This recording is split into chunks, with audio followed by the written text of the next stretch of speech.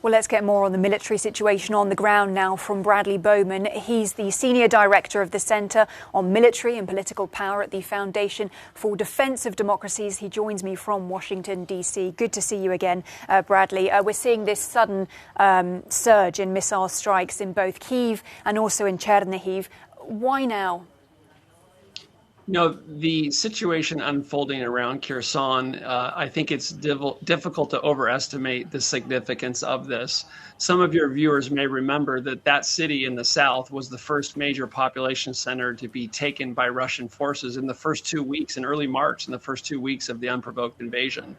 And if Ukrainian forces were able to retake that city, it would be a major operational win. It would have major strategic and grand strategic significance and would show that the combination of Ukrainian bravery and sacrifice, when armed with Western weapons, including American high mobility artillery rocket systems, can be incredibly effective. And so Russia understands this, Putin understands this, so they're going to try to reinforce those forces in Kherson and conduct strikes elsewhere to distract and divert. But I think the situation unfolding around Kherson is just fundamentally important, not only for Ukraine, but for those of us who believe that the stakes in Ukraine could not be more high for all of us.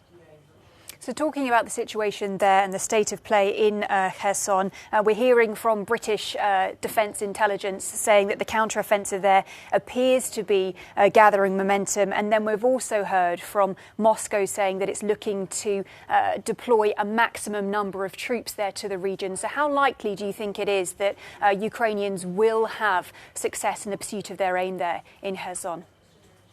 I'm cautiously optimistic. It's difficult in this war to make confident predictions. But what we're seeing is that the Ukrainians are using the HIMARS systems and other similar systems to great effect. The range and precision and lethality of those systems are allowing them to target the bridges going into Kherson that Russia would like to use to reinforce their troops there. So if you cut off Russia's ability to resupply those forces, and they're forced to use these pontoon bridges, which they're actually using as ferries, because it's so difficult to conduct river crossings. This gives Ukrainians a great advantage and may put the Russians in a position where they have to choose between retreat or annihilation for those forces. And so the stakes are quite high in the coming days and weeks there in Kherson. And Bradley, what's your assessment about the different flashpoints, the ebb and flow that we've seen in fighting? You've spoken about Kyiv and strikes there being in reaction to what we're seeing on the ground in Kherson. But what do you think about Putin's strategy here? If we're starting to see, dare I say, an end game, or at least an aim being sketched out there from Moscow? Thank you. I'm not prepared to talk about an end game. I do worry that this could last for months or years. We'd all like it to end yesterday, but I don't see evidence that is happening. Putin already has his land bridge from Russia to Crimea.